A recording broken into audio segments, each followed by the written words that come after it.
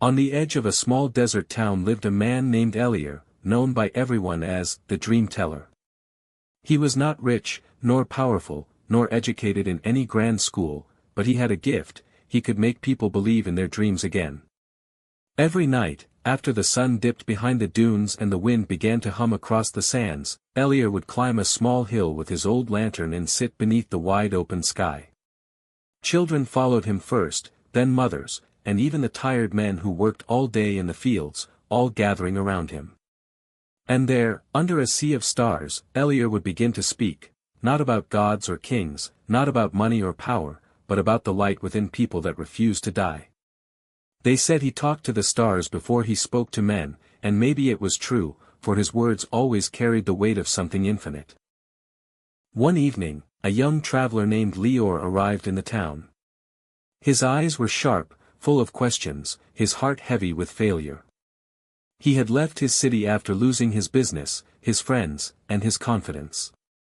When he heard about the madman who spoke to the stars, he laughed, but curiosity led him up the hill that night. Elier looked at him and said nothing at first, just pointed to the sky and whispered, "Tell me, traveler, which one of those stars belongs to you?" Lior frowned, thinking it was a riddle, but Elier continued softly, "Every man is born with a star. Some shine early, some wait in silence. But most people stop looking before theirs begin to glow." Lior tried to smile, but his chest ached with the truth of those words.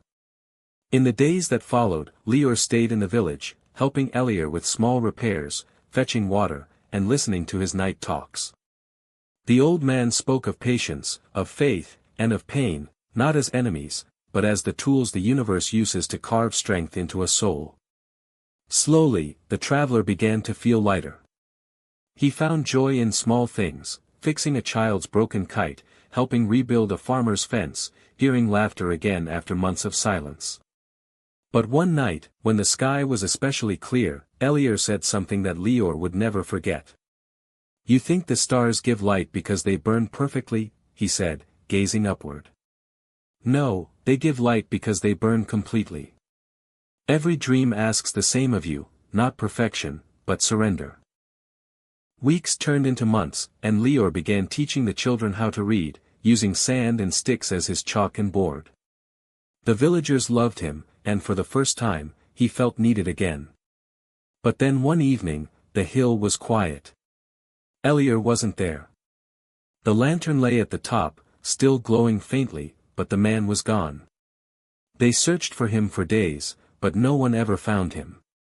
Only his footprints led to the edge of the dunes, and disappeared. That night, as Lior sat alone under the stars, he felt a strange calm.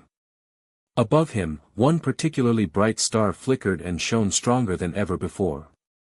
He smiled through his tears and whispered, "I found mine." Years later, when Lior had become a teacher, traveler, and storyteller himself, he returned to that same hill with a group of young dreamers. He lit an old lantern, Elier's lantern, and said, "The stars don't belong to the sky. They belong to those who keep believing in the dark." And as the children looked up, their faces glowing in the golden light, the wind seemed to carry a distant voice across the dunes, soft, steady, eternal, the voice of the man who once spoke to the stars, reminding the world that hope never dies, it only waits for someone brave enough to listen.